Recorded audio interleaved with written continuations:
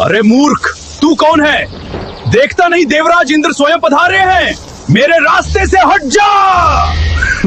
बस इंद्र का यही अहंकार उनकी मौत का कारण बनने वाला था। भगवान शिव इंद्र को भस्म करने ही वाले थे। तभी देवताओं के गुरु बृहस्पति ने महादेव के पैर पकड़ लिए। महादेव शांत तो हो गए, लेकिन उनके त्रिनेत्र से निकली वो भयानक ऊर्जा बेकार नहीं जा सकती थी। शिवजी ने उस आग को समुद्र में फेंक दिया, लेकिन किसी को नहीं पता था कि उसी आग से संसार के सबसे ताकतवर योद्धा का जन्म होगा। एक ऐसा योद्धा जिसने भगवान विष्णु की पत्नी और माता पार्वती तक को मांगने की हिम्मत की।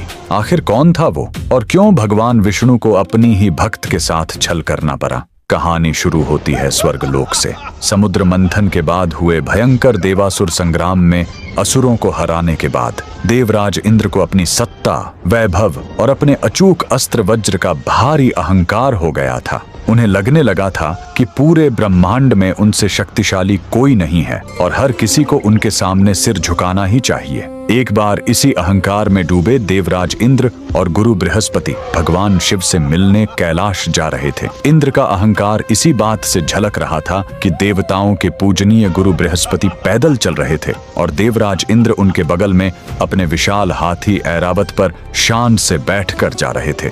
शिवजी अपने भक्तों का घमंड कभी नहीं टिकने देते। वो जान गए थे कि इंद्र सत्ता के नशे में अंधे हो चुके हैं। उनका यही घमंड तोड़ने और उनकी परीक्षा लेने के लिए महादेव ने एक डरावने सन्यासी अघोरी का रूप धरा और जानबूझकर उनके रास्ते में लेट गए। इंद्र ने अहंकार में आकर सन्यासी को हटने को कहा। जब सन्यासी ने अनसुना कर दिया तो इंद्र का गुस्सा फूट पड़ा। उसने अपना वज्र उठाया और कहा, हट जा, वरना तुझे यमलोक पहुंचा दूंगा। तभी उस सन्यासी की तीसरी आंख खुल गई। वो साक्षात महाकाल थे। इंद्र कांप उठे। त्राहिमाम महादेव, त्राहिमाम। इंद्र को क्षमा कर दें प्रभु। देवराज इंद्र अपने अज्ञान और सत्ता के मद में आकर आपको पहचान नहीं पाए। देवराज इंद्र की इस घोर धृष्टता के लिए मैं आपके चरणों में गिरकर क्षमा मांगता हूँ। कृपया अपने त्रिनेत्र की इस प्रलयंकारी ज्वाला को शांत करें परमेश्वर, अन्यथा आज ये सृष्टि भस्म हो जाएगी। गुरु बृहस्पति ने प्रार्थना करके इंद्र के प्राण तो बचा लिए, लेकिन शिवजी ने अपने क्रोध की उस जलती हुई ज्वाला को समुद्र में फेंक दिया। समुद्र में गिरते ही उस ज्वाला से एक बालक का जन्म हुआ। उसके रोने की आवाज से ही तीनों लोक कांपने लगे। जल से उत्पन्न होने के कारण ब्रह्मा जी ने उसका नाम रखा जालंधर। उस बालक का पालन पोषण समुद्र देव ने किया, लेकिन उसकी शक्तियों को पहचान कर असुरों के गुरु शुक्राचार्य ने उसे गोद ले लिया। शुक्राचार्य ने उसे सारी विद्याएं सिखाई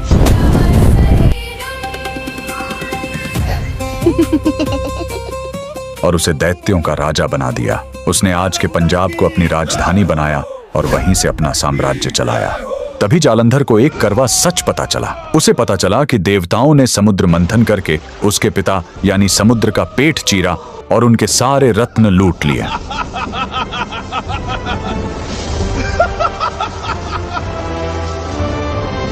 ये सुनकर जालंधर प्रतिशोध की आग में जल उठा।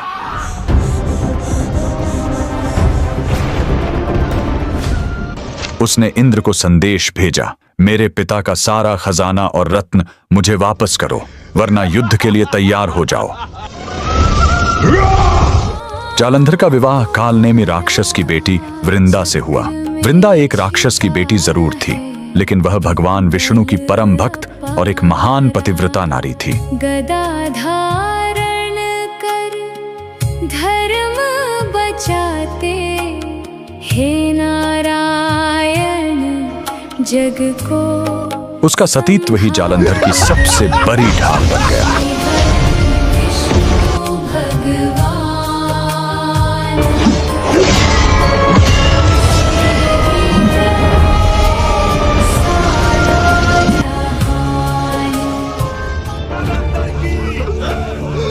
जालंधर ने देवताओं को हरा दिया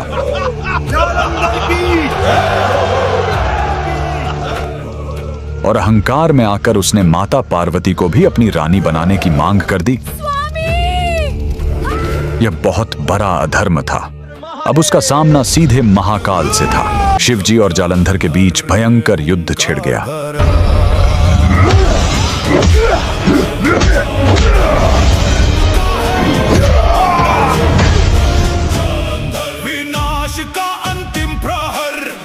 हैरानी की बात थी कि महादेव का त्रिशूल भी जालंधर का कुछ नहीं बिगाड़ पा रहा था, क्योंकि जब तक वृंदा अपने पति की सुरक्षा के लिए पूजा में बैठी थी, नमो भगवते वासुदेवाय, नमो भगवते वासुदेव। दुनिया की कोई ताकत जालंधर को नहीं मार सकती थी।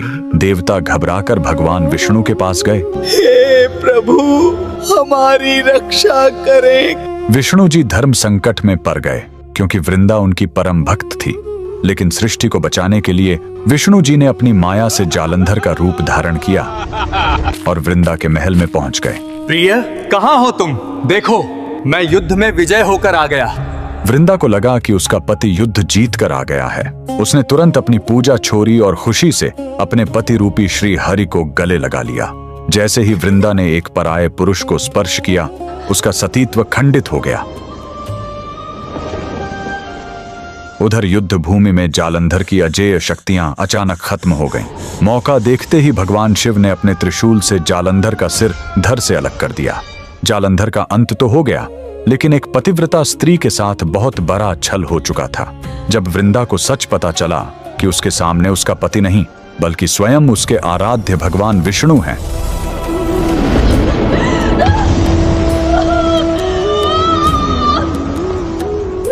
तो उसका दुख और क्रोध ज्वालामुखी की तरह फूट पड़ा। उसने रोते हुए भगवान विष्णु को 3 कठोर श्राप दिए। वृंदा ने कहा, तुमने एक पत्थर की तरह निष्ठुर होकर मेरी भावनाएं आहत की हैं, इसलिए तुम भी पत्थर बन जाओगे।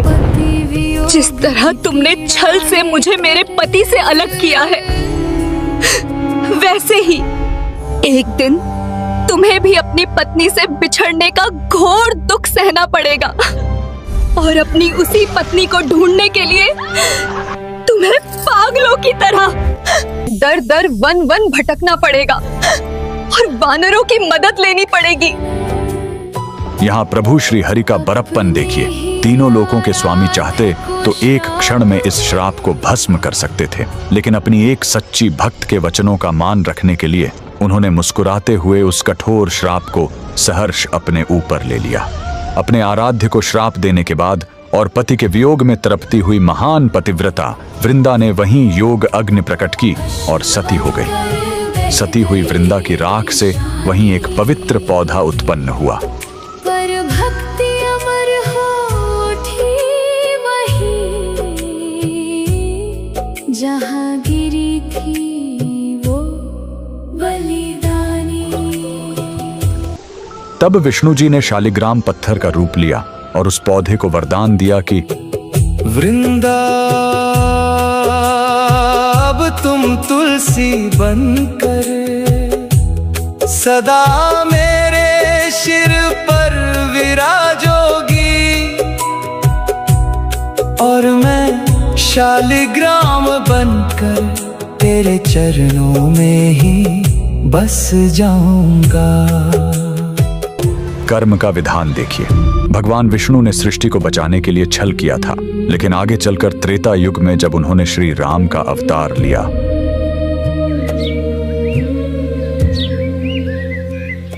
तो सती वृंदा का वो श्राप सच हुआ।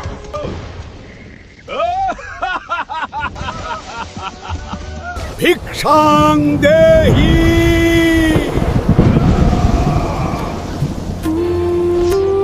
स्वामी, स्वामी!